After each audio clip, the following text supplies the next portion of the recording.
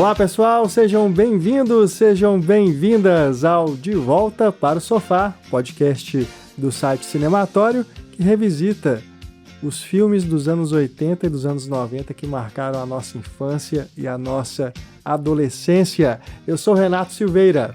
Oi, eu sou Kel Gomes. E neste episódio nós rebobinamos a fita até o ano de 1995 para falarmos sobre Mortal Kombat!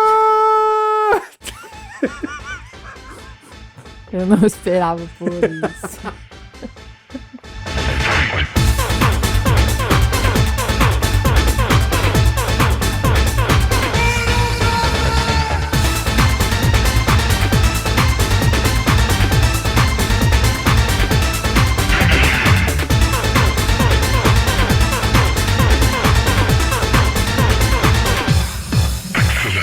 Mortal Kombat, 1995, filme dirigido por Paul W.S. Anderson. Na época, só Paul Anderson, porque ali nos anos 90, o Paul Thomas Anderson, o famoso diretor, vencedor do Oscar em 2026, com Uma Batalha Após a Outra, ainda não era famoso. E o Paul Anderson, W.S., estava também começando a sua carreira.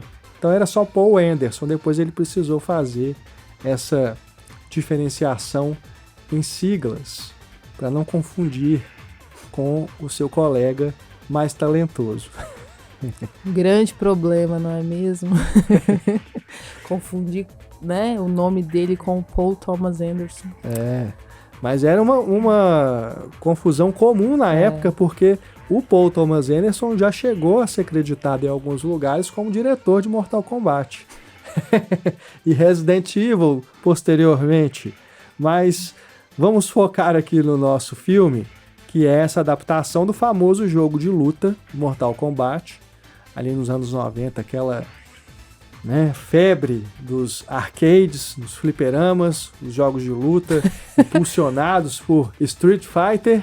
Mortal Kombat veio como seu principal rival naquela época.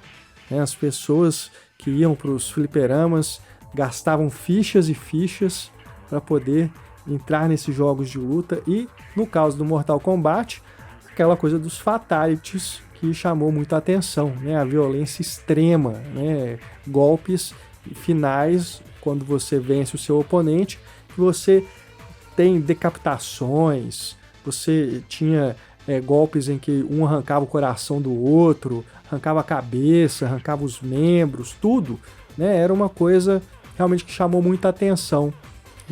E eu senti uma empolgação fortíssima vindo desse lado aqui, onde estamos gravando, de você. Deu para perceber que é algo intenso da sua memória. Claro, acredito que para quem cresceu frequentando os fliperamas, aqui no Brasil era o nome dos arcades lá dos Estados Unidos, aqui eram os fliperamas. Nome muito mais legal do que arcade. Muito mais legal, Então, esses jogos, eles eram, sem dúvida nenhuma, muito marcantes, E foi o que moldou toda uma geração de jogadores de videogame. Imagina, os fatalities moldaram toda uma geração. Eu não jogava em fliperamas, porque a minha cidade não tinha, mas a gente jogava em casa. Uhum. Então, era uma coisa mais, entre amigos, mais doméstica, mas também tinha... ficavam entre amigos, Mas também tinha essa empolgação, mesmo em casa. Mas olha só, Kel, o Mortal Kombat, ele teve a sua primeira adaptação para o cinema em 95 e agora em 2026 a gente teve o recém-lançado Mortal Kombat 2, continuação do reboot, porque a franquia original dos anos 90 ela acabou sendo encerrada e aí, décadas depois, a gente teve uma série que também não foi lá muito bem recebida e depois o novo filme, que aí recomeça a história com outra trama, os mesmos personagens, mas em algumas situações diferentes, mas a gente tem um reboot da franquia. A gente vai falar aqui, claro, do filme de 95, né, é o nosso foco. O filme estrelado pelo Robin Shou, no papel do Liu Kang. O nosso estimado veterano Cary Hiroyuki Tagawa, que faz o Shang Tsung, o feiticeiro, né, o chefão do Mortal Kombat. Christopher Lambert, Highlander, vivendo o Lord Raiden. E a Bridget Wilson fazendo o papel da Sonya Blade. E temos também o Johnny Cage, né, o personagem que foi criado como uma homenagem ao Jean-Claude Van Damme. No filme Mortal Kombat, quem interpreta o Johnny Cage é o Lyndon Ashby. O Mortal Kombat, de 1995, fez muito sucesso, foi um fenômeno de bilheteria, não aquele estrondoso sucesso, né, o filme mais lucrativo do ano, mas foi um filme bem sucedido comercialmente, tanto que ganhou uma continuação, Mortal Kombat Aniquilação, alguns anos depois, e o Robin Shou voltou para interpretar o Liu Kang. Depois tiveram ali outras mudanças no elenco, mudou a direção, não é lá um filme muito legal, não que o original seja uma obra-prima, mas o Aniquilação é inferior, né? Bem inferior, inclusive. Mas ele traz outros personagens dos jogos que não estão nesse primeiro filme. O Mortal Kombat de 95, ele foi lançado na época em que o Mortal Kombat 3, o jogo, estava sendo promovido, né? O lançamento estava sendo promovido, tanto que nos créditos tem até uma mensagem ali, jogue Mortal Kombat 3 nos fliperamas, né, e tal. Sim, tem que aproveitar e fazer a propaganda. Então, os personagens que eles aproveitaram para o filme são dos jogos que o pessoal já conhecia. Então tem uma mistura de personagens do primeiro jogo e do segundo.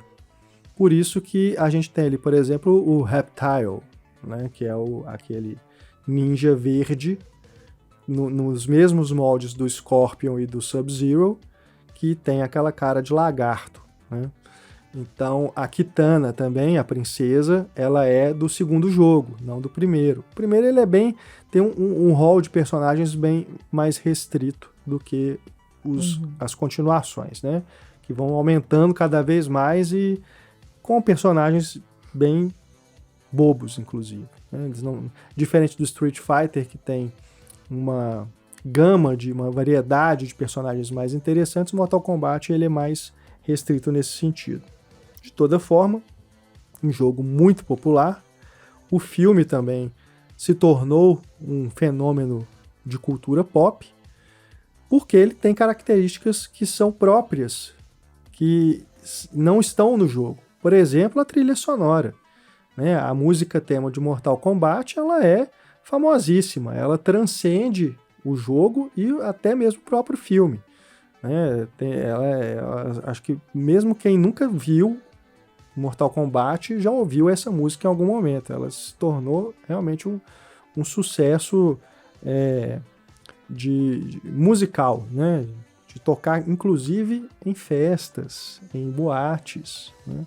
Em danceterias. Danceteria é a palavra certa. Né? Então, aproveitando que estamos falando dessa nostalgia musical, né, já vou trazer aqui para você a pergunta da nossa memória afetiva, que é quando você assistiu, ou o que você se lembra da época em que Mortal Kombat foi lançado, ali nos anos 90. A sua memória mais distante afetiva de Mortal Kombat. Então, minha memória afetiva é relacionada ao videogame, assim, pouquíssimo do filme. Eu me lembro que eu vi o filme na televisão, mas eu não me lembro exatamente quando. E eu me lembro muito da música, né? Do impacto da música, que todo mundo gostou muito. E é uma música que pegou essa vibe noventista de música eletrônica, né? Música industrial, batida industrial, assim, uma coisa enérgica, até meio agressiva mesmo. Eu entendo... Bem o espírito... Sim, é o espírito do filme, é o espírito do filme, mas também é um espírito de época mesmo, assim, eu acho, de jovens da época, sabe? Nessa coisa de né, da energia, de uma certa angústia, de uma raiva, assim, sabe? Eu lembro que essa música, ela era muito isso na época, sabe? Era pra dançar, mas era também uma coisa, assim, de um certo caos, sabe? Que a gente tava sentindo e tal. Então, assim, a minha memória afetiva é mais ligada ao videogame e à trilha sonora. Não tanto pra narrativa do filme mesmo, porque eu não me lembrava de nada, praticamente. Inclusive, eu me confundia... aliás, me confundi agora revendo o filme em relação a personagens de Street Fighter, que também era um jogo que eu jogava e também teve filme, né? Na mesma época, Na inclusive. mesma época. Eu acho que essa foi uma época de adaptações de jogos, porque os jogos estavam fazendo muito sucesso, né? Sim, era a febre do momento. Então eu lembro que eu até criei um pouco de confusão assim entre os personagens, mas é isso. A força afetiva, pra mim, tem a ver com o jogo em si, né? Eu me lembro que eu jogava com o meu melhor amigo da época. Um abraço pra ele, chama-se Dalto. Tem muito tempo que a gente não se vê assim. Que era meu amigo de videogame, sabe? Era aquele amigo de videogame. E a música, como eu disse. Porque se tinha uma coisa que eu queria ser na época, era clubber. Mas assim, na minha cidade não tinha como, né? Não tinha nem danceteria na minha cidade. Às vezes tinha, assim, umas festas noturnas, umas experimentações de danceteria, mas eu não podia participar, era muito nova. Então, inclusive, agora eu me vesti um pouquinho para relembrar essa época, né? Bem de leve, uma clubber meio dark. O Renato até falou que eu tô parecendo muito mais com o Ozzy Osbourne, o que é bom também. Mas não tá, gente? Tá aparecendo.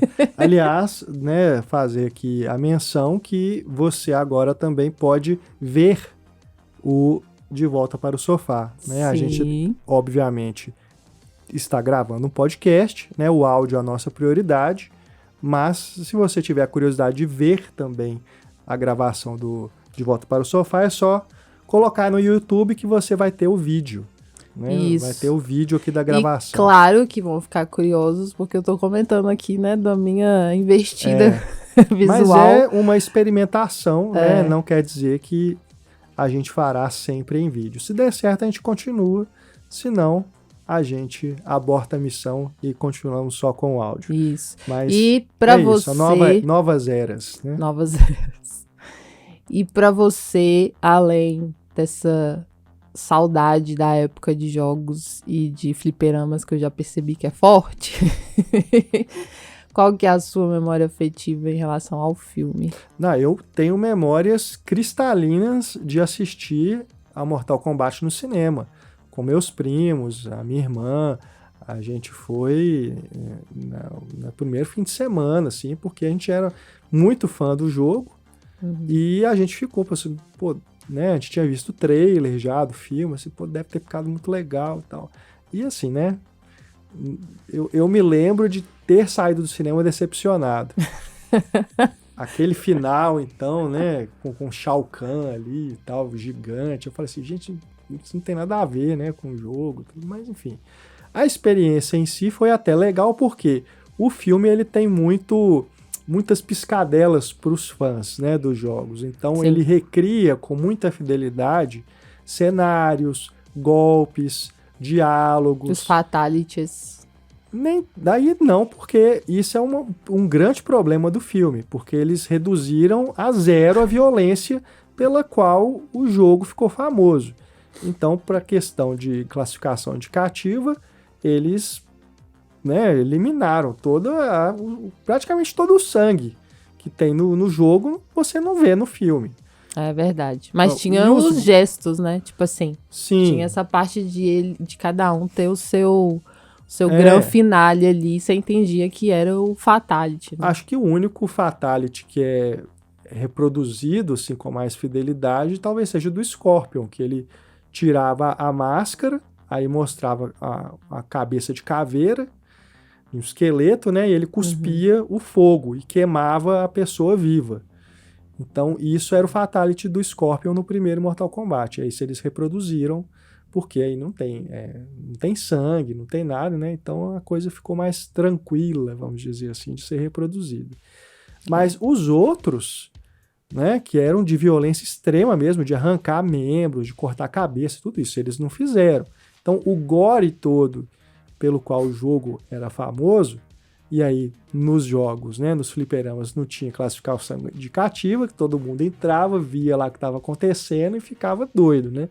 Então, era isso. Os jogos nessa época, inclusive, eles eram muito violentos e foi quando começou-se a gerar uma preocupação em relação a videogames violentos, né? Porque além do Mortal Kombat, eu me lembro muito bem de jogar ali nos anos 90 ou comecinho dos anos 2000.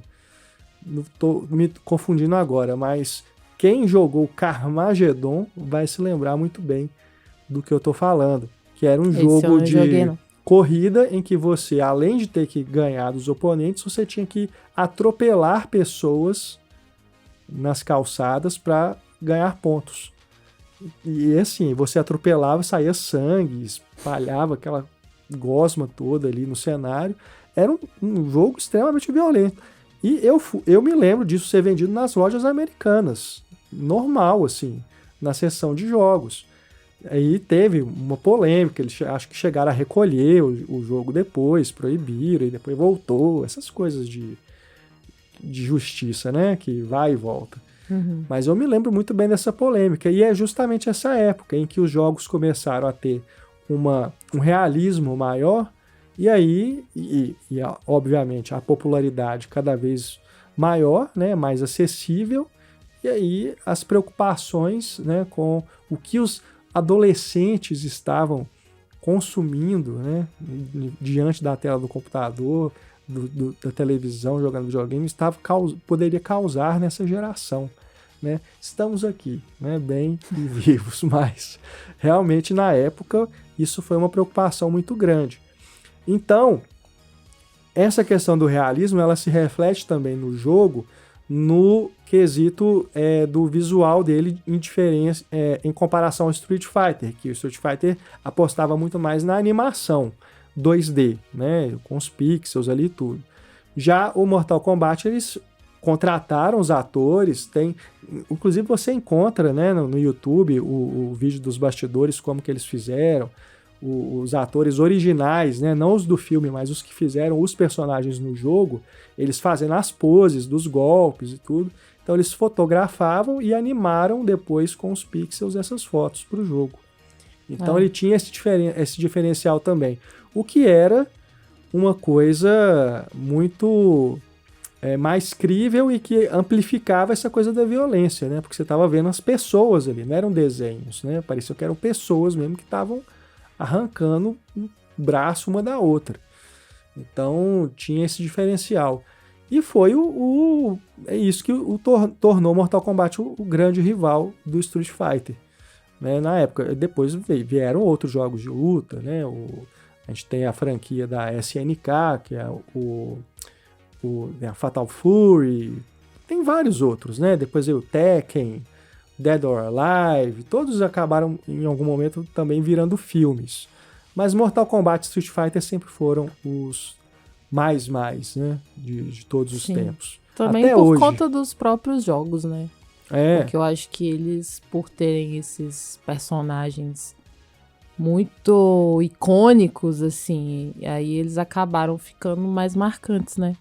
Porque, querendo ou não, assim, por mais que uns sejam melhores do que outros, eu me lembro de gostar muito dessa coisa de poder escolher alguém, sempre alguém que tem um poder X ou tem um poder Y, né? Um golpe, no caso. Então, isso era bem, bem legal, assim, diferente de você lutar, sei lá, como um militar ou com alguns jogos depois, assim, de arma, né, que vieram e fizeram muito, muito sucesso também, que era aqueles de primeira pessoa, que você saía tirando. Doom, então, Duke Nukem. Esses eu nunca joguei porque eu nunca gostei, mas, enfim, aí você não tinha essa, sabe, essa coisa lúdica, né? De ser um outro ser, né? Por mais que tenha violência também, mas existia isso, de sabe, terem, né? Apesar da violência, eles tinham essa coisa lúdica de você brincar com diferentes personagens, e muitos personagens que não são humanos, ou se são humanos bastante diferenciados. É verdade. Né? Então, é uma coisa de diversão mesmo, sabe? Que eu acho que o filme tem até uma diversão, no caso, até ingênua pro filme. Né? Você falou dessa coisa que eles tinham que retirar a violência, e isso, claro, tem a ver com o público, mas se fosse um filme violento, seria outra coisa, né? Seria uma outra vibe. Então eu acho que a vibe desse filme é mais pela diversão ingênua mesmo, assim. Quando você revê ele hoje, aí é que fica bem visível, sabe? Essa ingenuidade dele, essa, sei lá, tô experimentando aqui com esses personagens. É como se as pessoas estivessem brincando mesmo. Enquanto elas estão vendo o filme, elas estão brincando nesse universo do videogame. Sim. Que isso eu acho que é um mérito do filme, assim. Ele realmente te coloca ali naquele universo do jogo, assim, né? É verdade. Apesar de que alguns atores eu acho que não foram boas escolhas, mas... Vamos comentar sobre isso. Bom, folheando aqui as páginas do nosso almanaque sobre Mortal Kombat, o filme... Peraí que eu vou tirar a Barça. O lançamento lá nos Estados Unidos aconteceu no dia 18 de agosto de 95 e aqui no Brasil em 29 de setembro. Ainda era aquela época em que os filmes demoravam uns meses para chegar aqui, né? Os lançamentos simultâneos eram muito raros. Muito raros. Eu nem me lembro de lançamento simultâneo. Acho que Matrix. Não, nem o Matrix. Nem Matrix chegou demorou. Aqui depois também. Mas a gente tem, então, o Paul W.S. Anderson dirigindo, ele que é um diretor inglês. Ele depois fez o Resident Evil, Alien vs Predador, né? Também filmes baseados em videogames ou aí, quadrinhos, né? Essa coisa da cultura pop. Ele também fez o Enigma do Horizonte, Soldado do Futuro, né? Tem alguns títulos aí de sucesso na sua trajetória. O roteiro foi escrito pelo Kevin Droney, que, olha só, mais uma adaptação de videogame, Wing Commander, a batalha final. Filme muito ruim, que não faz jus a esse jogo de tiro, de nave, né? Jogo de navinha. Jogo de navinha era legal. Será que eu joguei esse? Não lembro, mas eu gostava de jogo de navinha. Era bem bacana o Wing Commander. E o roteiro baseado no jogo e nos personagens criados por Ed Boon e John Tobias. Os dois até hoje gerenciam a franquia Mortal Kombat. Todos os jogos eles estão por trás e também são creditados, né, quando tem alguma adaptação para cinema, para animação, qualquer coisa assim. Eles continuam no controle. A franquia, hoje ela no cinema, ela é controlada pela Warner Bros. Né? O filme de 95 ele foi lançado pela New Line. Então no elenco, falando aqui dos personagens, a gente tem o Liu Kang, o Shang Tsung, o Raiden, a Sonya Blade, o Johnny Cage, a Kitana, o Kano, Scorpion Sub-Zero, Reptile. Temos também uma breve participação do Jax, que é um personagem do segundo jogo, e depois no segundo filme ele vai ter uma participação maior. E o Goro, né, que é o vilão. O Shang Tsung é o chefão, mas o Goro era o subchefe. E é aquela criatura de 4 braços, o príncipe Goro, né, que no jogo era uma figura que a gente ficava doido para enfrentar. Ele ficava lá dentro da caverna lá, né? E ele foi uma criação do Tom Woodruff Jr. e o Alec Gillis, uma dupla que trabalhou junta em filmes como A Morte Lhe Cai Bem. Tem podcast. Deu a Louca nos Monstros. Tem podcast. Jumanji. Tem podcast. O Ataque dos Vermes Malditos. Não temos. Esse não tem ainda. Alien 3, Tropas Estelares, entre vários outros.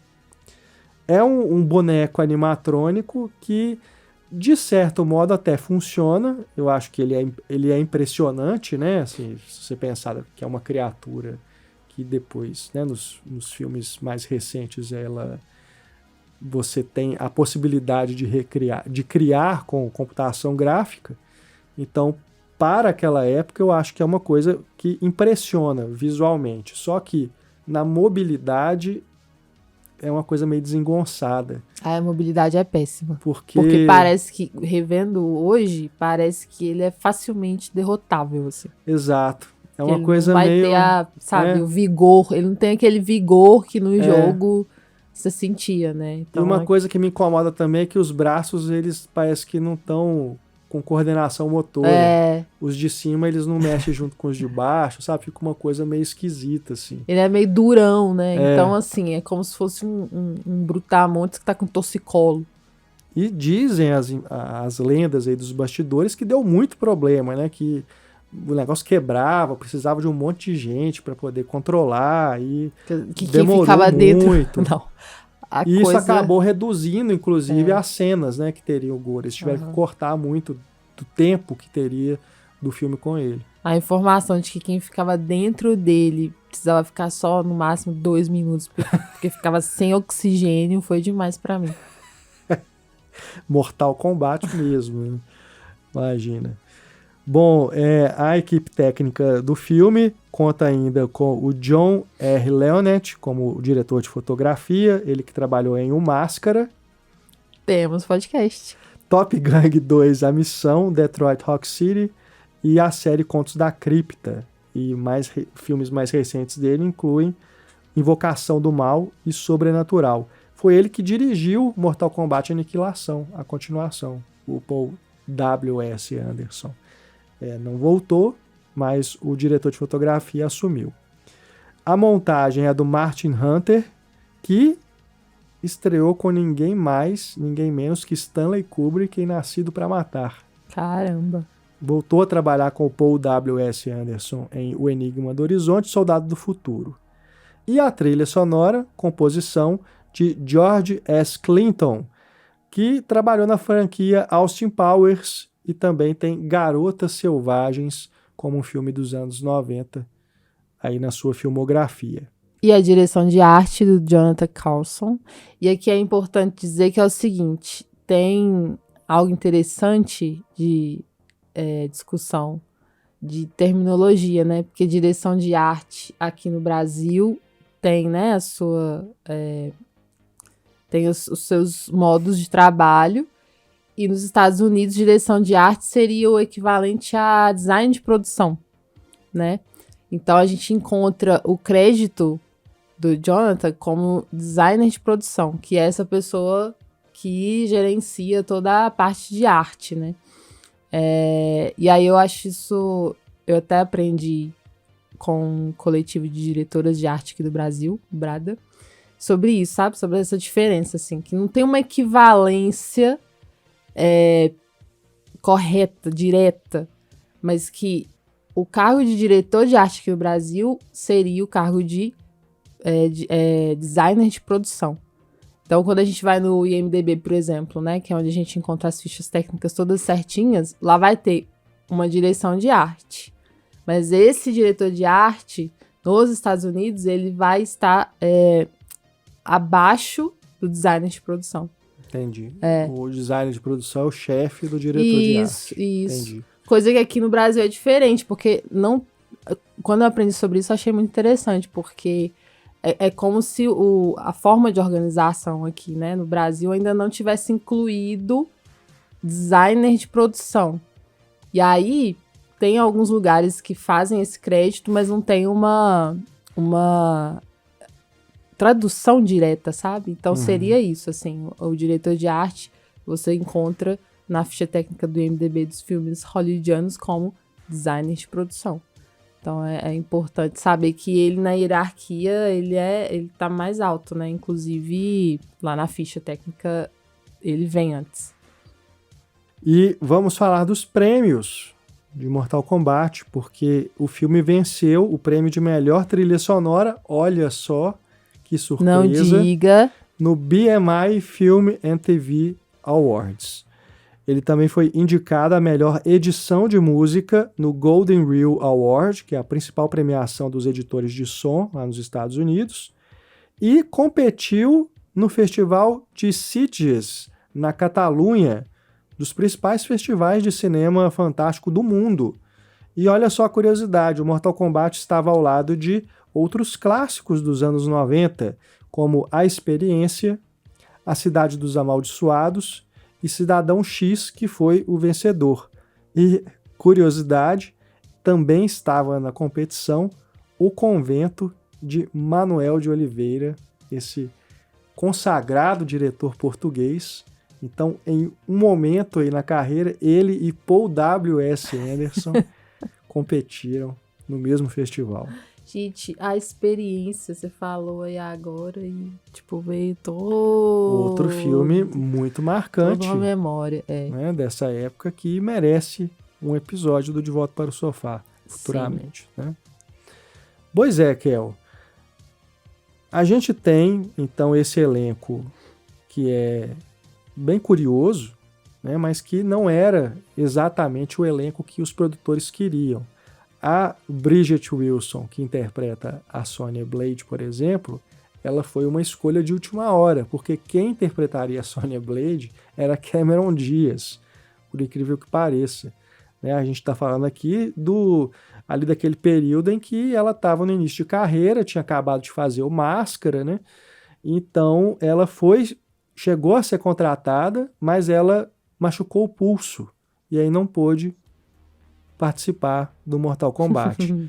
Chamaram então a Bridget Wilson às pressas.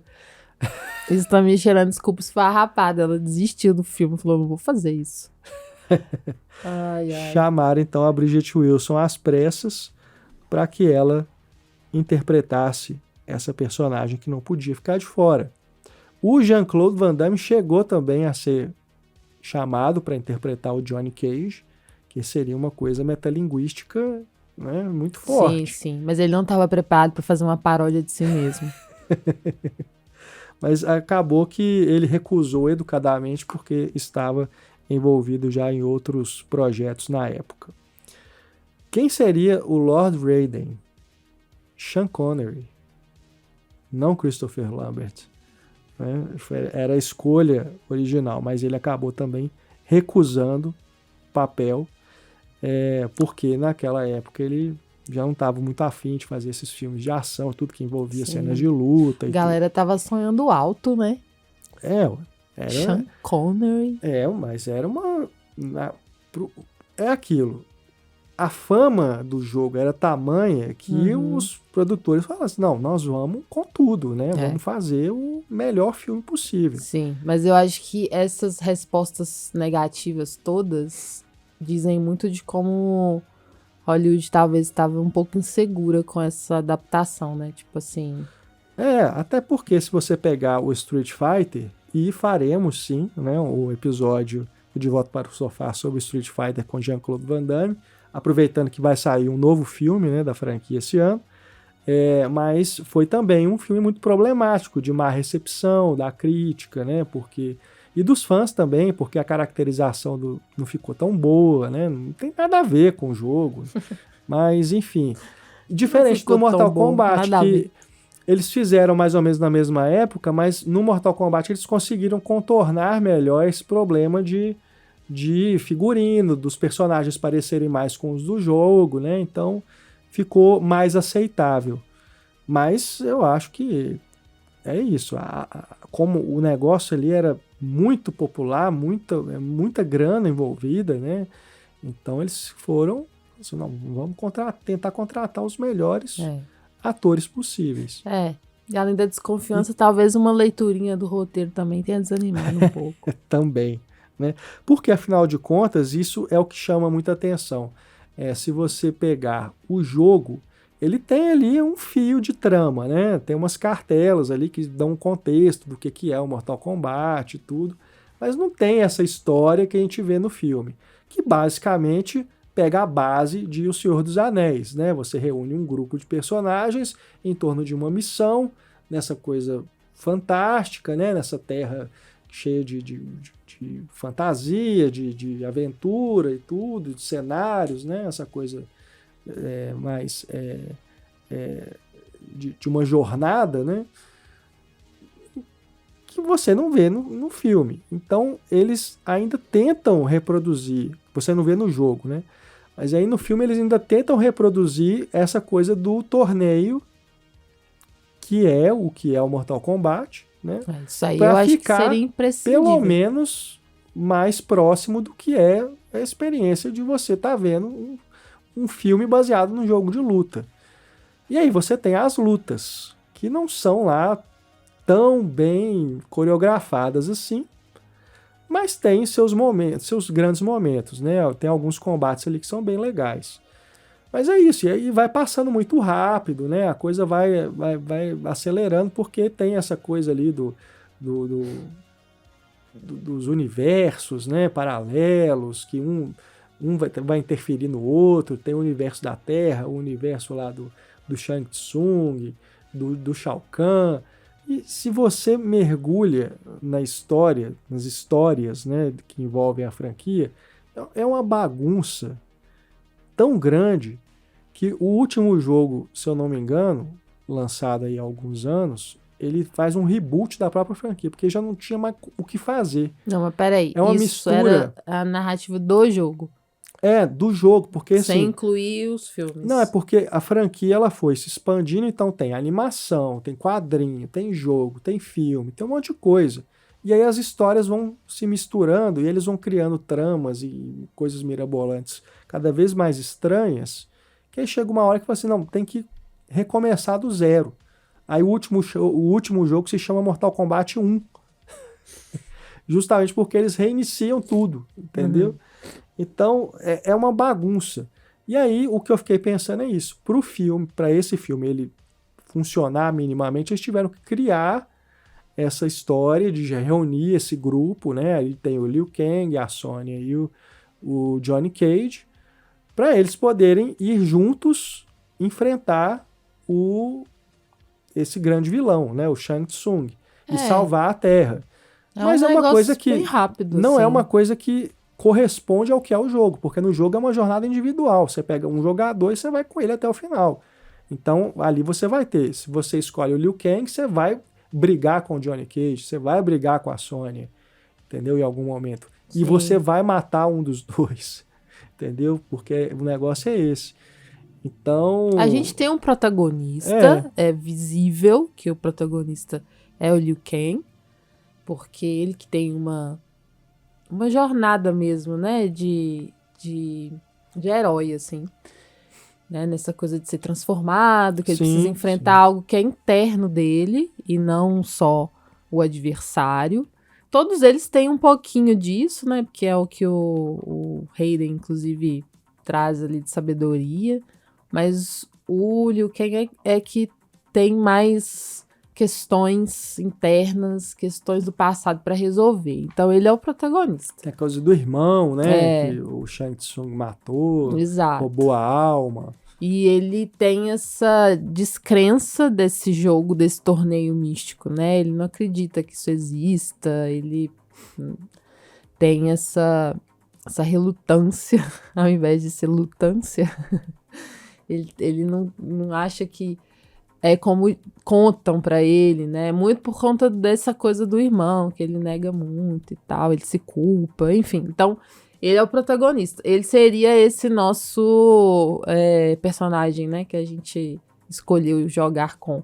Mas aí eu acho que eles não quiseram se limitar, sabe? Nesse sentido, assim, de vamos trabalhar só a partir da perspectiva desse personagem. Não, eles deixaram esse protagonista, mas trazendo a personalidade dos outros ao redor dele, né? Da Sonya e do Johnny Cage.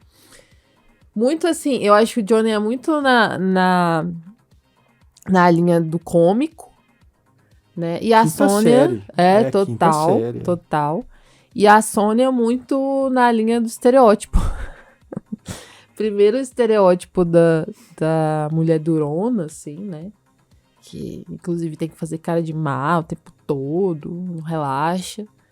Mas que depois, de forma muito contraditória, se torna alguém para ser salva. Mas aí é isso, assim, como a força do jogo tem a ver com esses vários personagens, acho que eles não quiseram limitar a um apenas. Colocam esse protagonismo, mas trazendo ali a riqueza de personagens do jogo também, assim. Talvez o que é menos aproveitado nesse sentido é justamente o Kano, que é aquele que tem uma placa de metal no lado do rosto e que é o principal adversário da Sônia, né? Uhum. Porque ele, no jogo, ele era um personagem muito popular, que ele era esse mercenário e tudo, e ele tinha uns golpes muito legais. E aí no jogo ele é o primeiro que morre. No filme, né? Ele é o primeiro que morre. E é uma morte meio idiota também, né? É uma coisa que é aquilo, eles não podiam reproduzir a violência toda do jogo, então é uma coisa meio E ela precisava boba. vencer ele muito rapidamente, né? Mas tem um outro personagem também que é muito... Ele faz parte do grupo, mas você vê que ele tá separado, que é como que ele chama o personagem negro? Eu até me esqueci agora o nome do personagem, mas é um cara que tá ali só acompanhando. Tá acompanhando. Ele não é um personagem do jogo, né? Ele é tipo um cara que tá ali... Pra ser morto depois. Que exato. é uma coisa também que acontecia, né? Essa coisa que a gente depois... estudando, revendo sobre essa questão do racismo em Hollywood, a gente percebe que personagens... negros, né, sempre eram colocados nesse lugar de morrer primeiro, ou ser só um coadjuvante para ser escada pros demais. Então isso acontece aqui, né? E aí é isso, assim, tem esse personagem principal, que eu acho que é, inclusive, um bom trabalho do ator. Eu tinha comentado que tem atores que não são tão bons, né? Não é o caso aqui, eu acho que é um trabalho legal. E tem esses outros ali que a gente também tá percebendo como é que eles vão atravessar, como é que eles vão ganhar o torneio e tal. Mas eu gosto dessa ideia de trazer o torneio, porque é do jogo. Precisava ter isso, né? Sim. E eu acho que eles são colocados... Diferente do Street Fighter. E eu acho que eles são também, colocados, mas ficou meio... de lado, assim. E eles são colocados, assim, muito rapidamente nisso também. Não tem muita... Você não tem muita informação de quem que eles são. É uma coisa bem, assim, resumida, né? E aí, muito rapidamente, eles estão juntos para poder ir para esse mundo e lutarem juntos e tal. Então... eu acho que eles foram bem objetivos, bem rápidos para poder chegar na parte da batalha e, sabe, luta, música, pá. É isso. Energia, caos, essa coisa do adversário, né, que tem que ser vencido. Então, a parte psicológica, a parte de certa bagagem dos personagens ficou toda pro Liu Kang mesmo. É o que tem um arco mesmo, né? De fato, ele é o protagonista. Mas, Kel, mais do que nunca, no De Volta para o Sofá que estamos gravando hoje, nós temos nosso quadro Deu Tilt. Critical Error.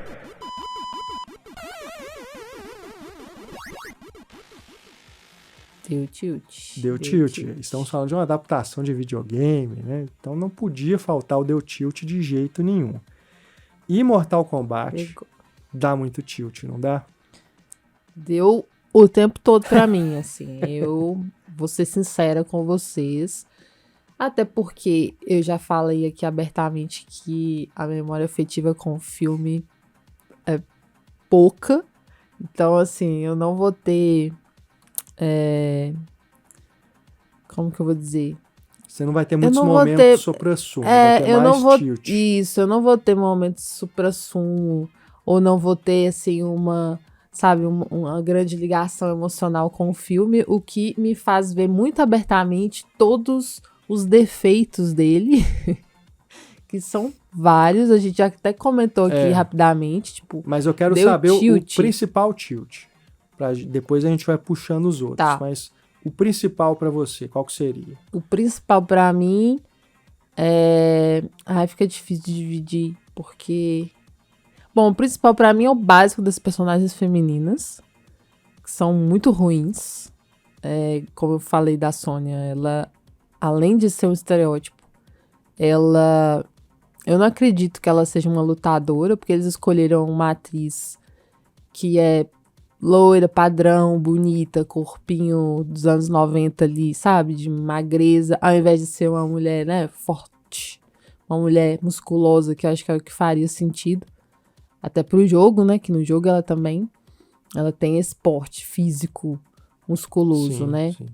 Então, assim, a menina tem uns bracinhos que eu tenho, gente. Então, eu sei que com um bracinho daquele, eu não aguento, às vezes, nem abrir uma embalagem, assim. Eu tenho que pedir ajuda. E ela parece que não recebeu muito treinamento, né? De luta. Não deu tempo, né? Ela foi contratada de última hora também. E as coreografias nem são tão boas também. No próprio posicionamento dela, a postura, sabe? Você vê que é uma pessoa que não...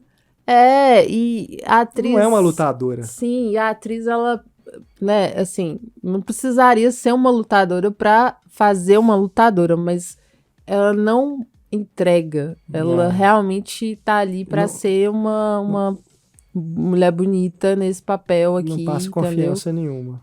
Mas você acha que ela o porte físico faz diferença. Você acha que ela é objetificada? No sentido, assim, do male gaze? Olha, male gaze... Tanto ela quanto a Kitana, né? Você acha que tem isso no Mortal Kombat? Eu não vi tanto, assim, tão explícito male gaze. Eu acho que essa escolha, né, do tipo de corpo e o tipo de coreografia de luta é que tem male taste, digamos assim. Entendi. Sabe? Porque o tipo de golpe que ela faz... Chave de perna, né? Isso é male gaze, sabe? Porque mesmo sem ser gaze, você vê que são coisas pra agradar o público masculino, assim. Porque uma mulher com um corpo mais musculoso não ia agradar o público masculino, sabe? Ela tinha que ter, por mais que ela tenha essa expressão facial de durona, ela tinha que ter um corpo sensual, sabe? Um corpo esbelto, que era o padrão da época também, assim, de beleza. E eu pergunto isso também porque isso é uma coisa que você observa em vários jogos de luta, que as personagens femininas, elas são extremamente sexualizadas, né? Roupas muito curtas, muitos decotes, né? Peitão balançando, bundão, aquela coisa toda. Isso era muito comum. Isso você quadrinhos encontra, também. Inclusive, no Street Fighter, né? E nos quadrinhos também, exatamente.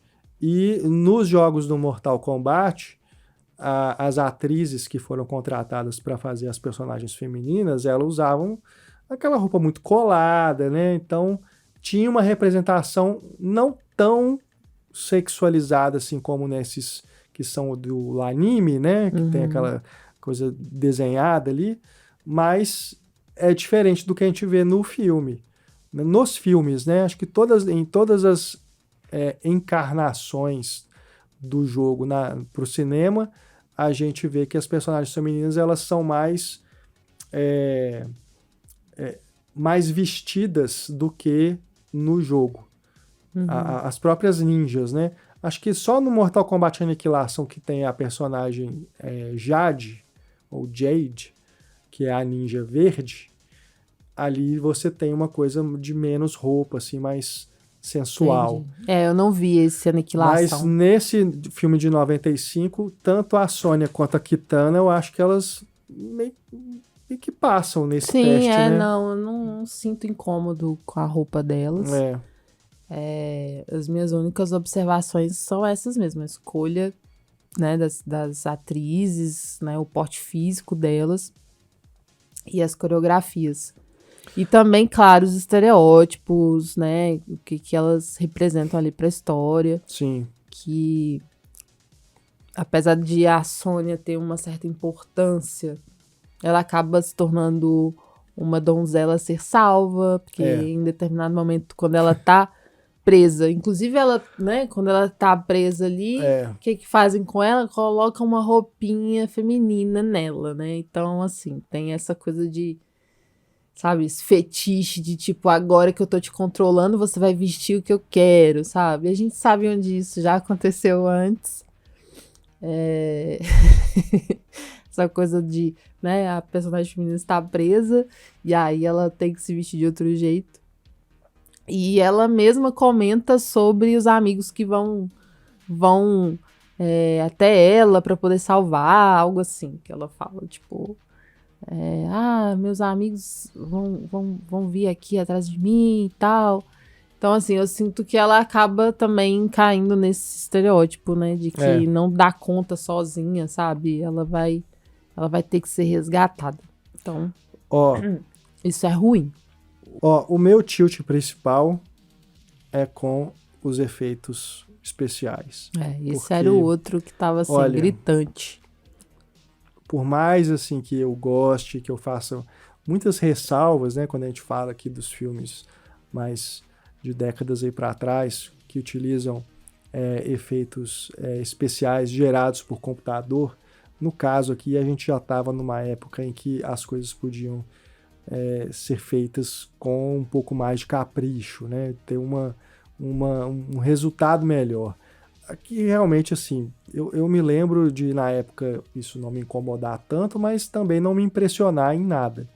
E hoje, quando você revê, você fala, meu Deus, né? Que coisa medonha. Principalmente quando eles utilizam a animação digital, né? No caso do personagem do Reptile, que é aquele lagarto, parece um desenho animado. Parece que você está vendo uma coisa que foi inserida ali que não faz nem sentido naquele universo. Ficou muito feio mesmo, né? Muito ruim. Hoje, então, não corresponde muito bem. E aqueles efeitos, né, de explosão, de raios, daquelas fumaças, aquelas magias, né? Fica uma coisa também, né, que envelheceu muito mal. Muito mal. Eu acho que é até bem feito quando eles usam os efeitos óticos, né? Que você tem ali uma junção de matte painting com miniaturas, quando você percebe que tem uma construção mais à moda antiga, né? De filmes que utilizam essa coisa do universo fantástico e tudo. Então ali eu acho até muito bem feito na reconstrução dos cenários, né?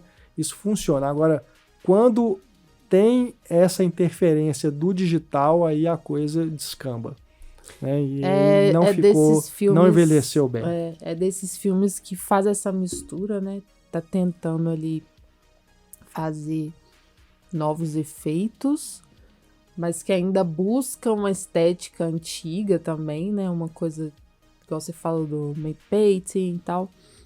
E aí não dá muito certo, porque uma coisa não tá combinando com a outra. Eu acho que cria um ruído, sabe? Estético. Que não combina mesmo, que te tira, assim. Você vai reparar nisso, você vai falar, pô... Eu acho que é isso, ou você encara profundamente, não, vou fazer esse filme assim, como se fosse uma coisa artesanal, sabe? Um negócio assim... de muito detalhe, igual pega o monstro, né? Então vamos fazer com essa pegada, assim. Ou você pega a pegada do digital, sabe? E encara. Então eu acho que a mistura nesse filme não ficou boa. Não ficou. E, nossa, e o Reptile? Não, terrível. Aquilo é terrível. Terrível. E assim, aqui ainda é melhor do que no Aniquilação. O segundo filme. A Aniquilação vem depois, né? Era pra ter evoluído. Nossa, tem umas coisas ali com os monstros também que é uma coisa medonha. É um negócio assim que não tem como, velho. Não tem como. estraga mesmo o filme, sabe? Não dá nem pra falar assim, ai, que charme, né? Não dá. É muito mal feito mesmo. É uma coisa que você vê assim, não tinha como fazer melhor, vai aqui mesmo e vamos usar, e é isso. Sabe? Enfim. Mas esse seria o meu tilt principal. Mas tem outros, que é o que você colocaria mais aí de problemas na sua experiência recente vendo Mortal Kombat? Atuações bastante limitadas, né? Como eu disse aqui. Vamos lá. Acho que parte do elenco não tava ali muito bem, assim, não se entregou completamente, né? Como eu já falei, a Bridget Wilson, Sampras, que faz a Sonya Blade, eu achei Você péssimo. sabe por causa do que é o Sampras? Gostaria de saber, porque ela é casada um toque... com o Pete Sampras, o grande tenista. Então ela adotou o sobrenome dele também. Sim, Na época era só a Bridget Wilson. A Kitana também. Assim, as personagens não ajudam, né, gente? Porque são mal desenvolvidas. Mas quem tem aquele borogodó, quem, sabe, tem a presença, consegue transcender essas coisas, assim. Que aí você lembra, sabe... Porque, sei lá, foi uma cena e a pessoa conseguiu se destacar. Aqui não, elas fazem o básico, a personagem é ruim e elas vão lá e, sabe? É isso mesmo. Então, você não sente que você tá vendo uma Kitana, sabe? Você não sente que você tá vendo uma Sonya Blade. Realmente. Deixa muito a desejar. Quem mais? Eu acho que eu ia falar do... Como que ele chama, gente? Do Hayden. Eu ia falar do Christopher Lambert, mas eu fiquei pensando, porque eu acho que ele é uma coisa assim, uma autoconsciência do seu absurdo. Eu ia falar que ele tá, sabe, aquele tipo de pessoa que tá, de ator que tá exagerando muito. Uhum. Só que eu acho que ele tava autoconsciente do que ele tava fazendo, de que o filme todo é um grande exagero, todo é um grande absurdo, sabe? O roteiro louco. E aí ele meio que entrou nessa viagem, e aí você percebe que é um deboche do próprio ator sobre o próprio personagem. Não sei se eu tô me fazendo entender. Mas assim... Sim. Num primeiro momento você acha que é uma coisa meio canastrona, mas não é. É porque ele tá autoconsciente do absurdo do personagem dele, assim. E aí você, tipo, sabe, você consegue até achar humor, né? Nessa coisa que ele tá fazendo, assim. Então eu repensei, na verdade, não é porque... não é um tilt comum, assim. É um tilt de, tipo, esse cara me faz sair do filme... me faz não acreditar no personagem dele, mas é uma coisa boa. Concordo. Entendeu? Concordo. Porque compreendo e concordo. Pois é, porque vira um certo deboche do que tá acontecendo aqui. É verdade. Bom, outro tilt pra mim é realmente como que eles tiraram. Eu já comentei aqui como que eles tiraram o sangue e a violência toda do filme, né? Uhum. Então, os fatalities são aquelas coisas lights, né? Nada gráficos como no jogo. Tiraram o gore todo por causa da classificação indicativa para atrair o público adolescente para os cinemas.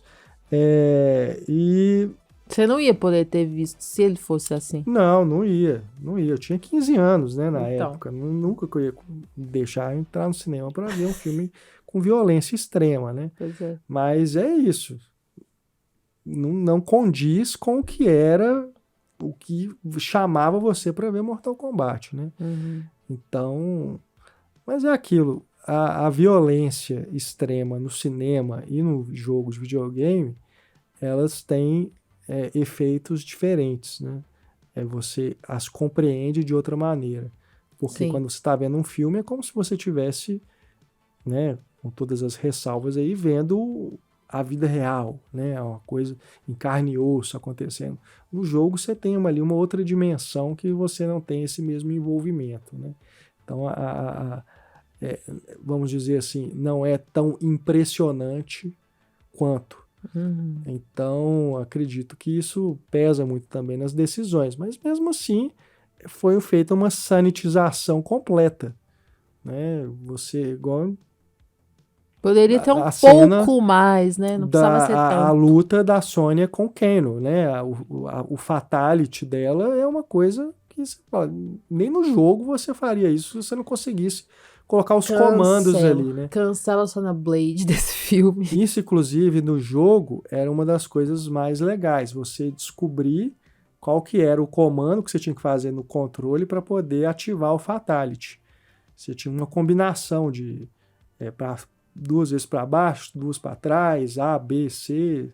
Você tinha que fazer essas coisas, né? E as pessoas compartilhavam isso, né? Eu tinha o Mortal Kombat pro Mega Drive, e aí eu escrevi numa folha de papel todos os comandos, aí eu colocava a folha embaixo da televisão para eu poder ver, né? Na hora que chegava a hora do Fatality, eu fazia a combinação. Porque memorizar tudo, né? É uma coisa difícil. Então eu tinha esse guia ali para mim, para eu conseguir fazer todos os fatalities que eram disponíveis.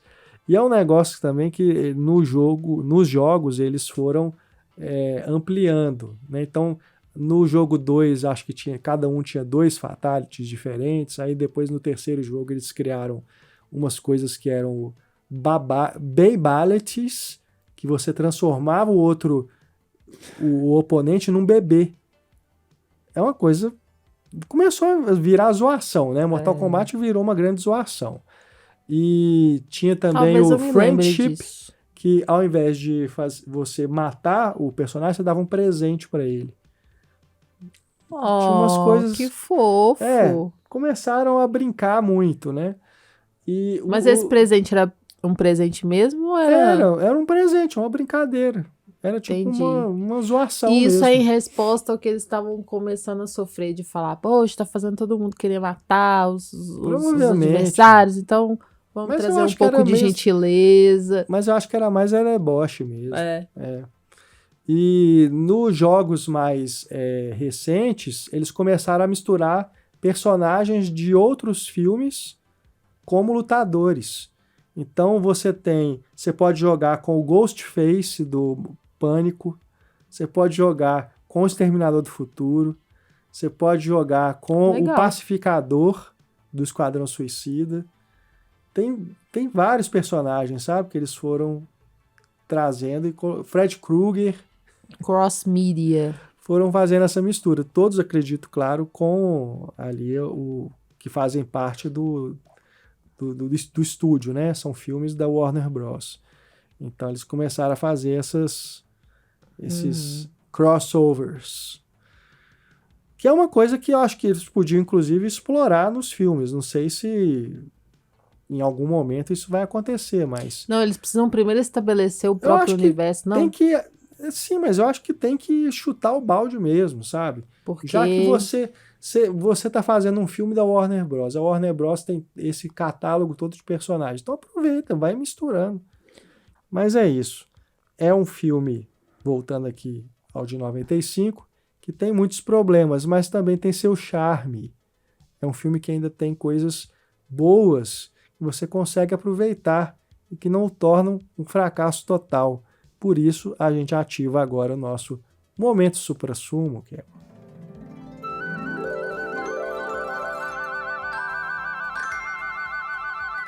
pra gente falar das coisas boas de Mortal Kombat.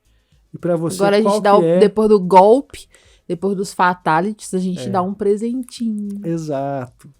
Então, qual que é pra você o seu momento suprassumo de Mortal Kombat, o filme? Olha, o meu suprassumo não é momento, é a trilha sonora, obviamente. Claro. É a música, né? Techno Syndrome, do The Immortals. Então, isso pra mim é, sabe, não tenho dúvida. É o suprassumo. Mas em momentos específicos e tal, eu vou citar... Bom, quando aparece o Liu Kang, porque eu acho o cabelo dele incrível.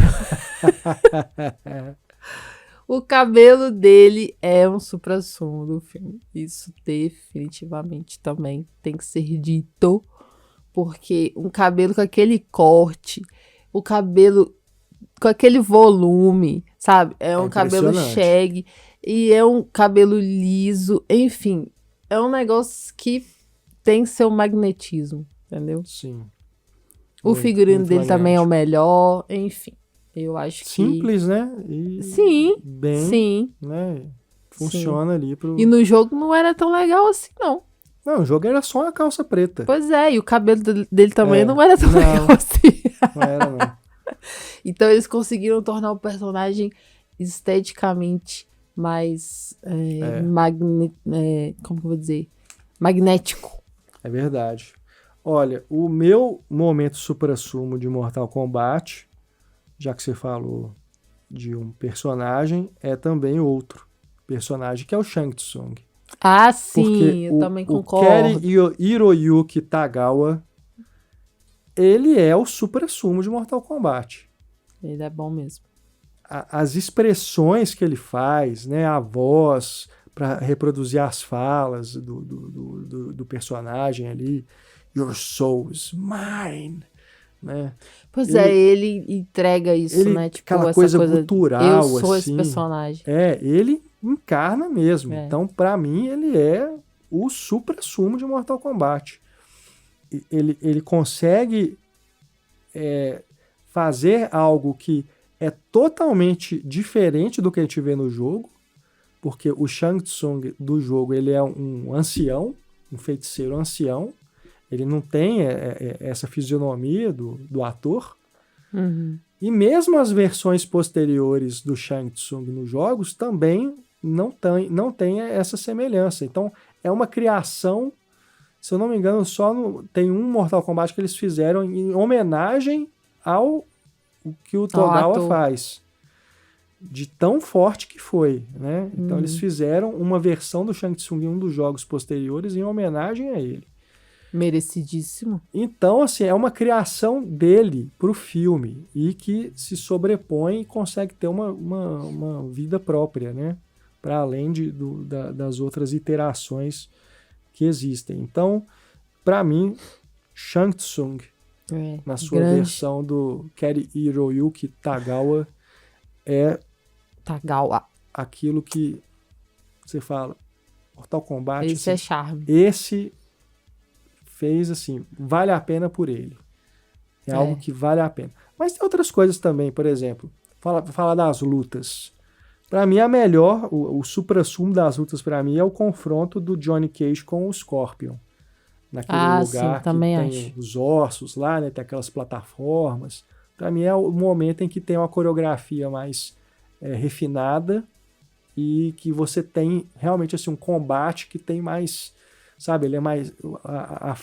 A filmagem dele é melhor, os ângulos, as acrobacias, como que termina, né? Então ali para mim é o suprassumo das lutas. Eu não tenho outra para dizer, é essa. Porque é a coisa do visual também, sabe? É como eles exploraram melhor o universo ali, né? O espaço onde os personagens estão lutando, o que cada um... O estilo de cada um foi a luta melhor desenhada, né? Isso aí, sem dúvida. Então, não tenho outra para eleger como melhor, não. E na direção de arte, né, que a gente mencionou mais cedo, é também o suprassumo do filme, né? Aí a gente não tá falando dos efeitos visuais, né? Não. Que pra gente foi tilt. Jamais. Mas a direção de arte, no sentido da recriação dos cenários, né? Os figurinos Que ficaram legais. Por mais assim que eu acho que o Scorpion e o Sub-Zero são subaproveitados no filme, eles fizeram uma reprodução bem legal, assim, que você fala, você bate o olho e você não, isso é o do jogo, né? É do jogo. Você reconhece imediatamente. O próprio Johnny Cage também, fizeram aquela coisa aí do Mauricinho, né? Então, ficou bacana, né? A recriação dessas características do jogo, né? Pro filme, ficou legal. O cenário que é icônico também do jogo, que é o The Pit, né? Que é o fosso, eles reproduziram também de uma forma que ficou... Você bate o olho, você reconhece, né? Então, ficou bem legal. Tem aquela coisa dos monges, né? Aquilo lá foi um negócio também interessante também, assim. Que é uma coisa que tem no jogo também. Lá atrás, você vê os monges, assim, eles ficam só assim, né? Levantando e abaixando, levantando e abaixando. Aquela animação bem básica. Bem básica. O único movimento que eles conseguem fazer. Então... Tem essas coisas que foram bem legais, né? De reproduzir, assim, de uma invasão de crianças. Assim, a recriação das fases, eu acho que tem algumas horas que fica... Tem umas coisas gratuitas, né? Que é só piscadela pra fã mesmo, né? O que hoje chamam de fanservice. Mas funciona. E eu acho que tem que fazer mesmo. Eu nunca fui uma crítica... As pessoas estão pagando o ingresso pra ver o filme desse pra ver isso. Tem que fazer, sabe? Eu nunca fui uma crítica ferrenha a fanservice, assim. Eu acho que dependendo do fanservice, se ele for bem feito, é pra isso mesmo que o filme existe, sabe? É pra agradar o fã. Então eu acho que pra, claro, né, ter também novos públicos e tal, mas assim, essa parte do fanservice nem sempre é uma coisa ruim, ué. Ele precisa... Ele também precisa funcionar nesse lugar de agradar seu público primário, digamos assim, né? Então, essas piscadelas são importantes. Aí, se vão ser bem feitas ou não, é que é a grande questão. Verdade. E a direção? Você gosta da direção do Paul Anderson? Olha, tem umas coisas ali que eu acho até interessantes na proposta estética que ele coloca, porque ele usa muito plano inclinado. Isso, né? Eu achei estranho. Não gosto, mas faz sentido quando você pensa que, tá acontecendo algo aqui que é totalmente fora do normal, né? Que tá levando esses personagens para uma realidade alternativa em que as coisas estão fora do contexto. Mas eu achei que não precisava, sabe? Desse plano inclinado, assim, só por ser um lugar diferente. Sim, mas você compreende que tem um propósito. Claro, né? Sempre tem. Mas a questão é que não me agradou. Entendi. Mas o que eu acho interessante é que ele mistura isso com uma câmera na mão em alguns momentos. Que aí é quando... Eu fiquei tentando assim, interpretar a visão dele para essas cenas, né? Misturar essa coisa da fantasia, de algo totalmente sobrenatural que está acontecendo, com a visão de uma pessoa que está ali do nosso mundo normal e que está entrando ali naquele universo, sabe? Então eu falei assim, sabe? Quando você percebe assim, tem uma coisa aqui que não é simplesmente apontar e filmar, tem uma construção estética aqui. Pode não funcionar, pode desagradar, mas você vê que tem uma intenção ali por trás que é mais do que simplesmente fazer sabe, só ligar a câmera, sabe? Ele tá experimentando de alguma forma. Tem um uso da linguagem. Então eu acho que eu só não gostei da câmera inclinada, porque eu achei que ela é só uma câmera inclinada, sabe? Tipo... O que ele enquadra com a câmera inclinada que eu acho que é o problema. Entendi. Não ele usar a câmera inclinada, porque faz sentido mesmo, né? Essa questão de um mundo que tá distorcido de alguma forma, né? Não é esse mundo natural, digamos. Mas é o que ele enquadra com essa câmera que me deixou, assim, incomodada. E aí eu não gostei. Mas não é uma coisa também que eu acho que determina totalmente o filme, não. Não chega a ser um tilt pra mim, né? Mas também não é um... Tá longe de ser um supra-sumo. Mas também não é um supra-sumo. Tá certo.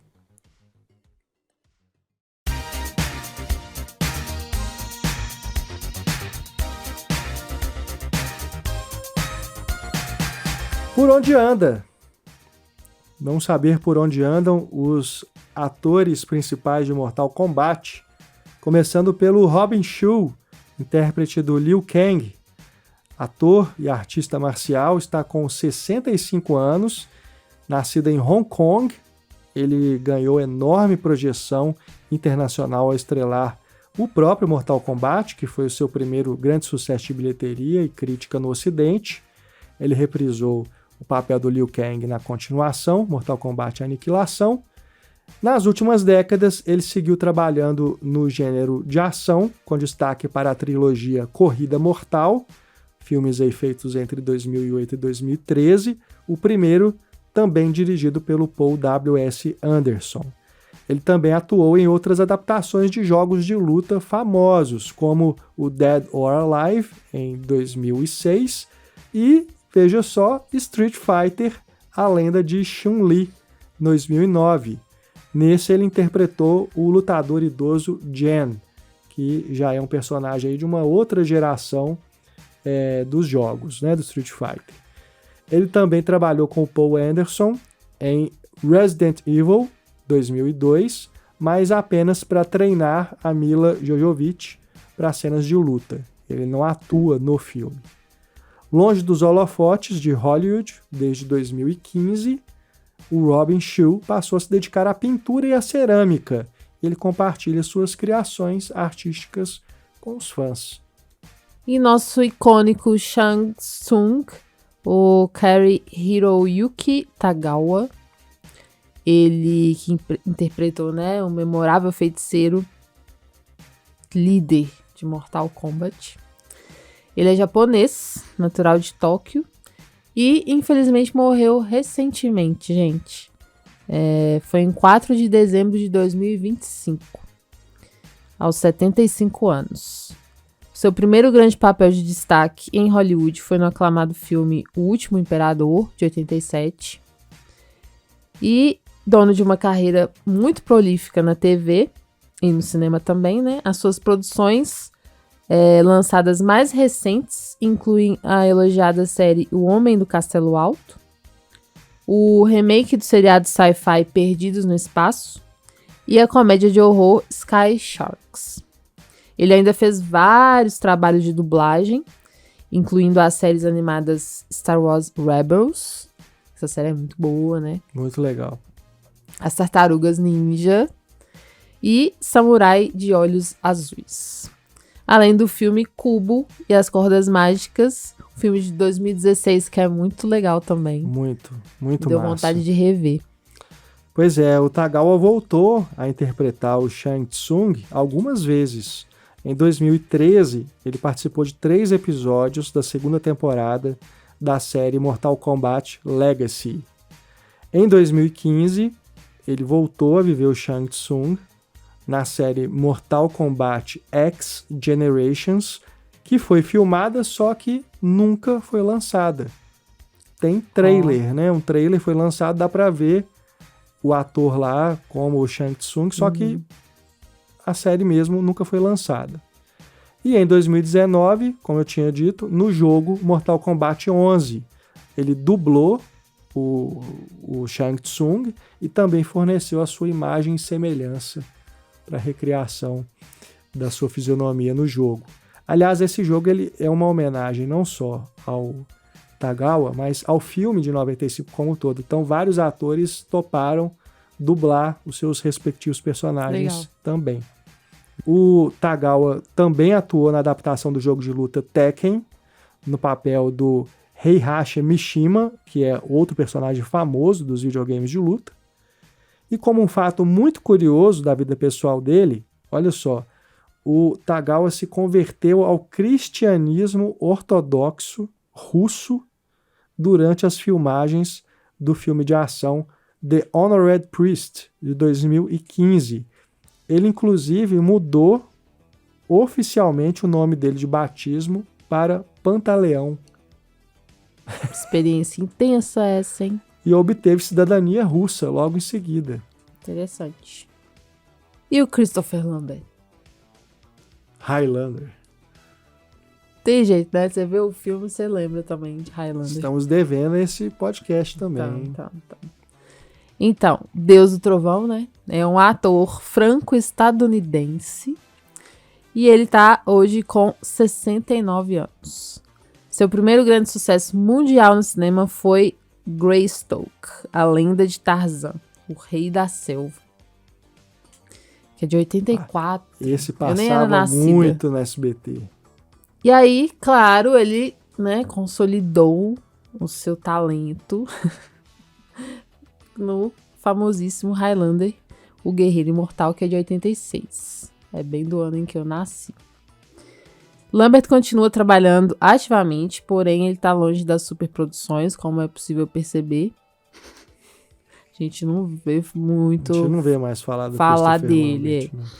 Ele integrou recentemente o elenco de filmes como O Terror Não é o Fim, de 2022, o suspense Dark Room, de 2023, e a comédia de ação The Crips, de 2025. Além de uma série policial, a The Blacklist, em 2019. Um fato marcante sobre os bastidores da carreira dele é que o ator sofre de miopia profunda e praticamente não enxerga sem óculos. Uma pessoa que tem miopia sou eu. Por não poder usar lentes de contato, ele realizava as coreografias de luta de seus filmes quase às cegas. Eu acho que dá pra perceber isso no Mortal Kombat. Agora ele tá até meio vesgo, assim. Exato. Né? Agora que temos essa informação, tudo muda. Porque além do deboche, o cara não tava enxergando muito bem. Então ele, de fato, estava um pouco fora da realidade do filme.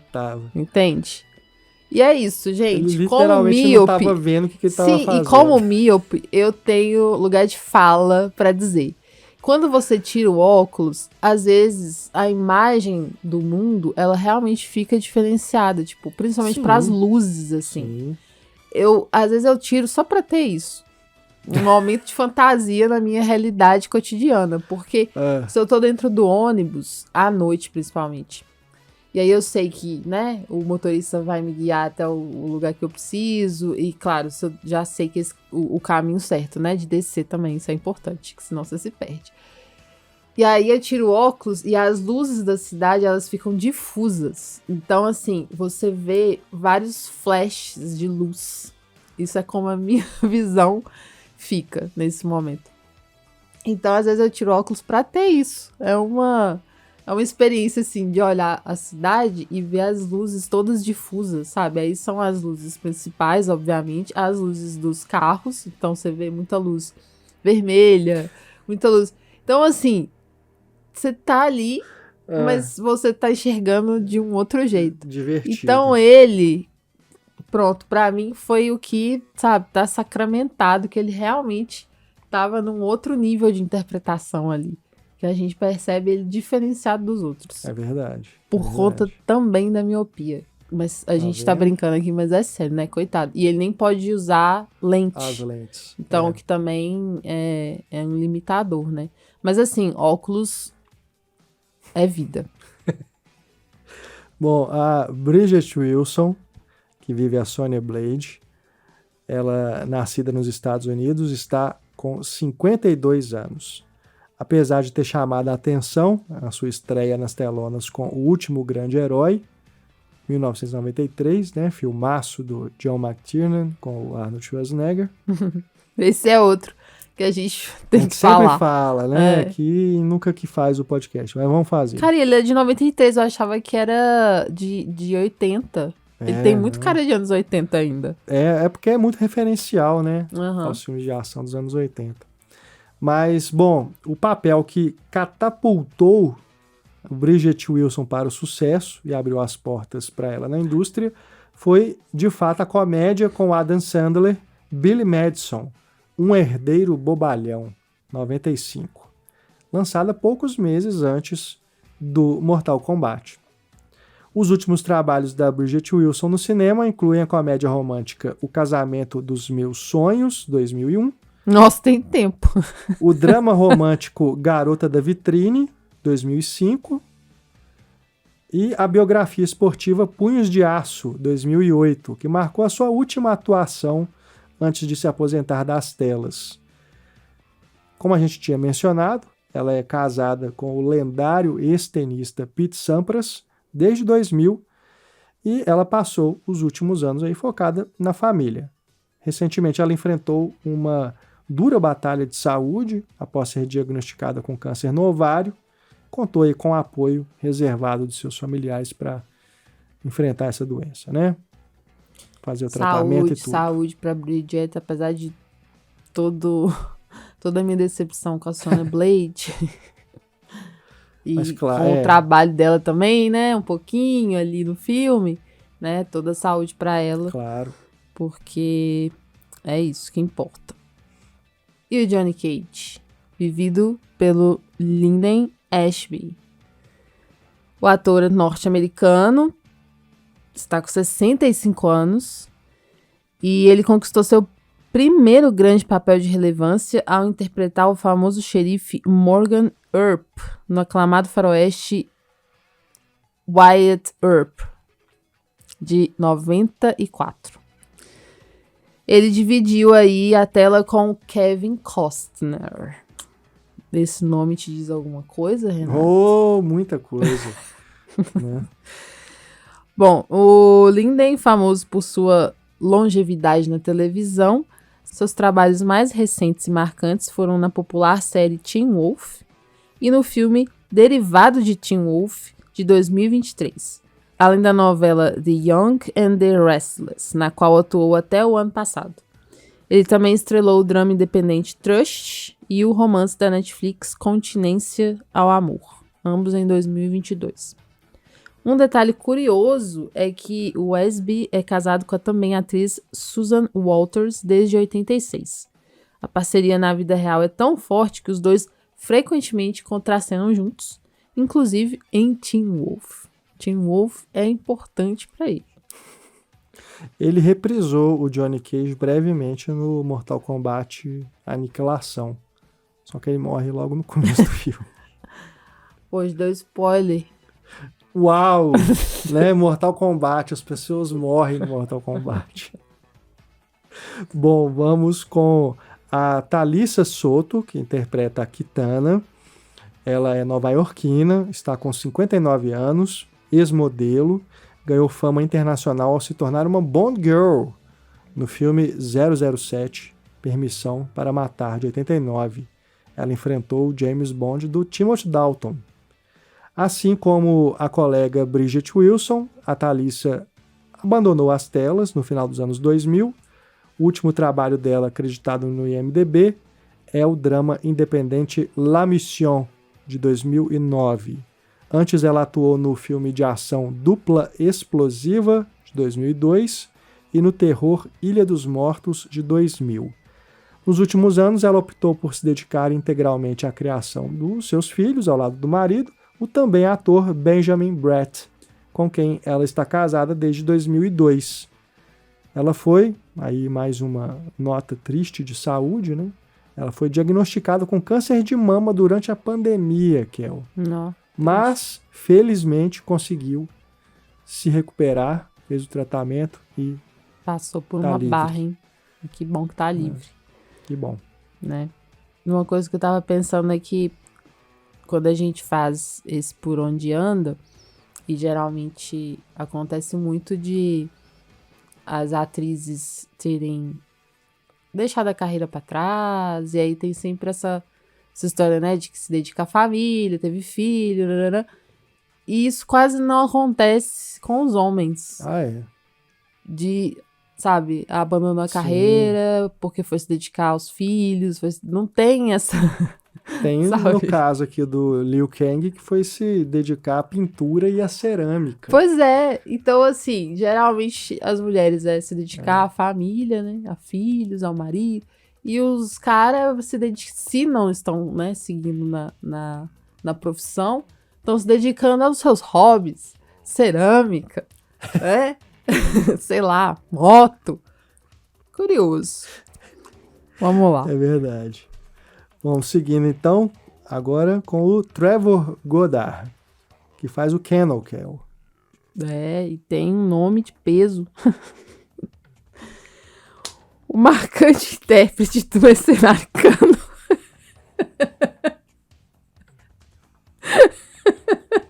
Pausa. Vamos lá, gente. Meu Deus, o Godard está em Mortal Kombat. Como eu não tinha percebido isso antes.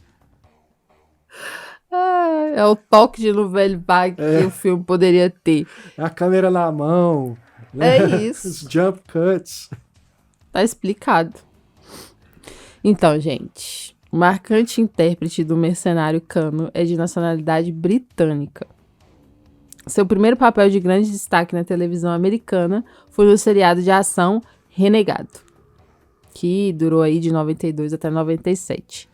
Após viver o vilão cibernético em Mortal Kombat, ele fez parte de grandes projetos e seus últimos trabalhos de sucesso foram Piratas do Caribe, A Maldição do Pérola Negra, de 2003, e a série Jag, Ases Invencíveis, de 98 a 2001.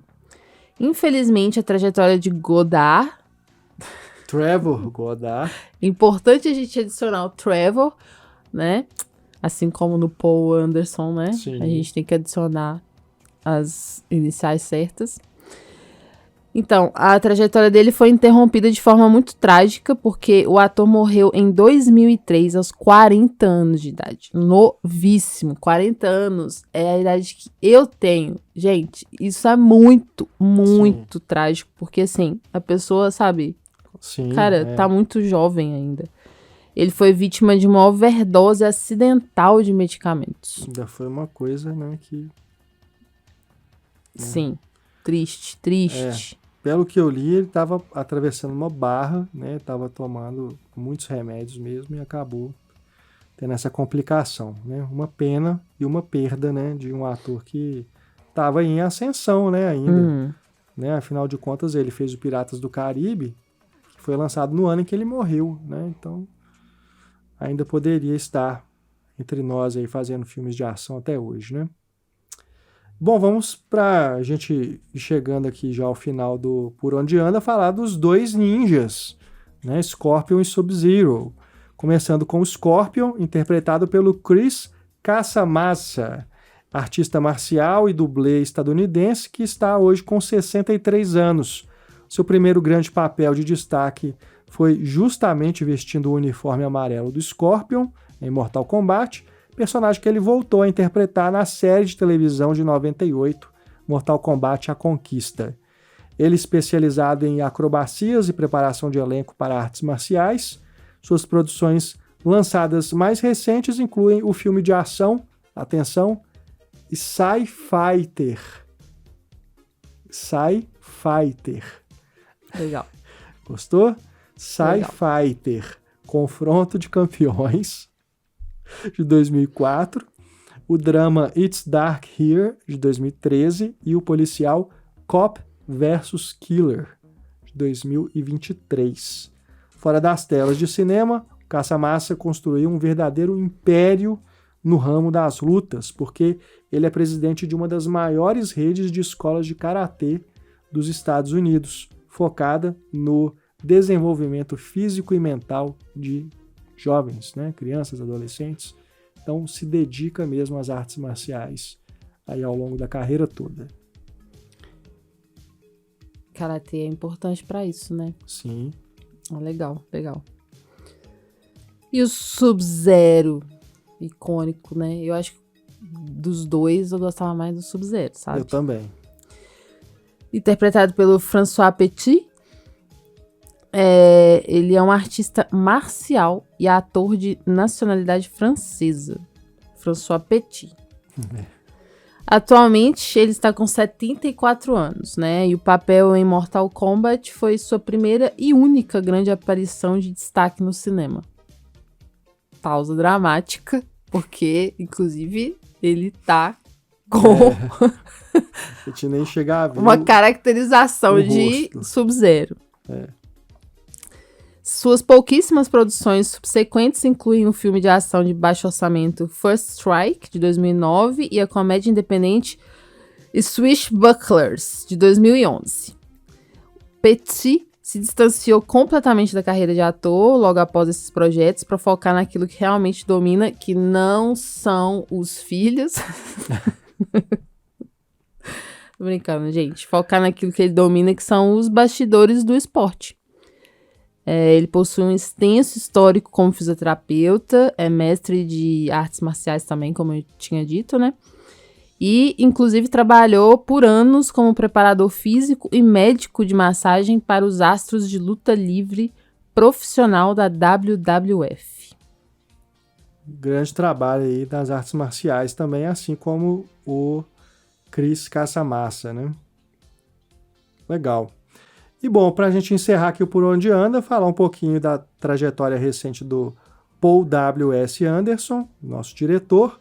Ele que é nascido na Inglaterra, está hoje com 61 anos, segue bastante ativo.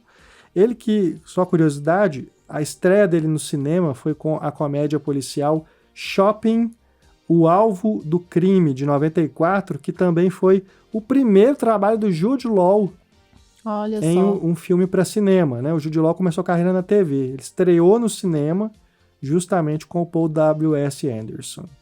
Logo depois que fez o Mortal Kombat, o Paul Anderson emendou grandes produções, uma atrás da outra. A gente já citou algumas aqui.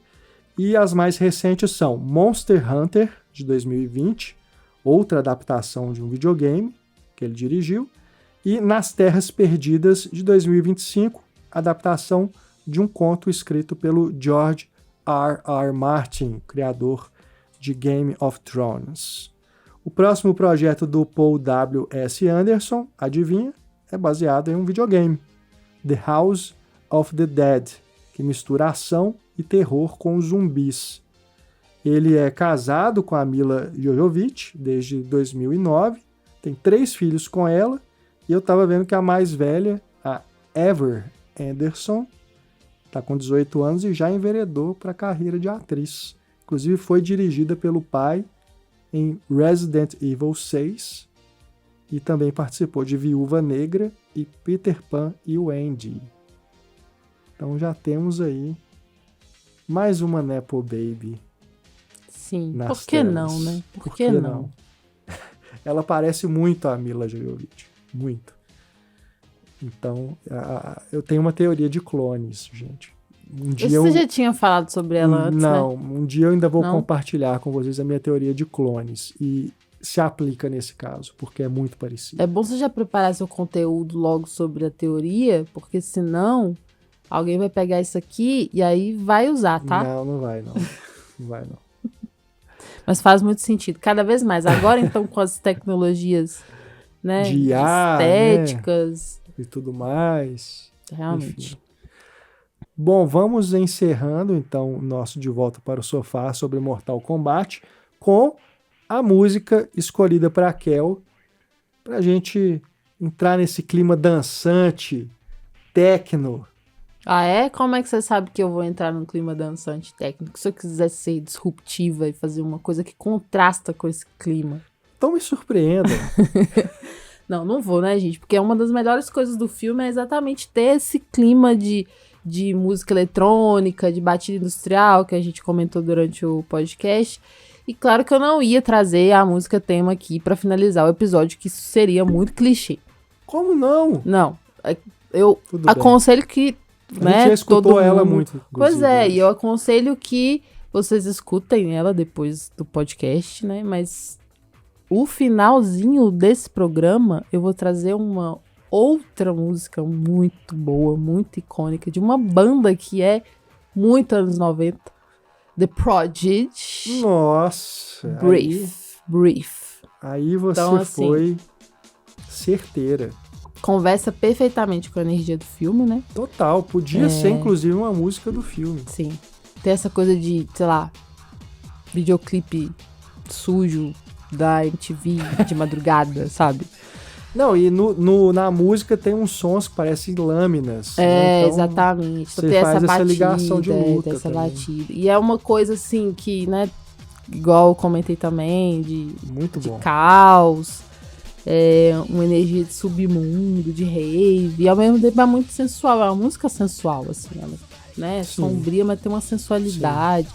É uma música muito boa e tem tudo a ver com o filme, tem tudo a ver com a própria música, tema do filme, né, e eu acho que combina muito com os personagens Sub-Zero, combina muito também com o Chansung, que eu acho. Então é isso. The Project Brief. Muito Vamos bom. quebrar tudo. Muito bom, muito bom. Esperamos que você que escutou aqui o nosso De Volta para o Sofá sobre Mortal Kombat tenha gostado dessa nossa viagem nostálgica aos anos 90 e ao mundo dos videogames, dos jogos de luta. Em breve a gente retorna, porque falaremos sobre Street Fighter ainda neste ano, aproveitando aí a onda das novas adaptações. E falaremos sobre outros filmes dos anos 80 e dos anos 90, que marcaram a nossa infância e a nossa adolescência. Se você quiser escutar sobre algum que marcou também aí a sua juventude, é só deixar um recado pra gente. Faça seu pedido. Né? Você que apoia o Cinematório, deixe o seu pedido pra gente. Você será atendido, você será atendida. Mais cedo ou mais tarde. Exatamente. E aí, gente, vocês que nos conhecem já sabem mais ou menos dos nossos gostos também, das nossas preferências. Vocês podem fazer um match com isso, sabe? Tipo, eu sei que a Kel gosta muito desse filme, eu também, então... Porque aí, né, a gente consegue colocar os favoritos como prioridade, certo. Sabe? Tem muitos ainda que eu gostaria de falar, tá? Que eu tô, assim, aguando pra falar. E Mortal Kombat, curiosamente, não era um deles. Mas como a gente tá vivendo aí, né, o retorno do filme, é muito propício. É muito propício. Mas e também foi divertido falar do filme, porque eu acho que no fim das contas, por mais que tenha problemas e tal, como eu falei também no início, assim, é um filme que tem uma hora de diversão, assim, né? Uma coisa até leve. É verdade. Que, né, pelo Renato seria violenta, mas eu acho que faz sentido, sabe? Ter essa leveza junto com essa música vibrante, assim. É isso.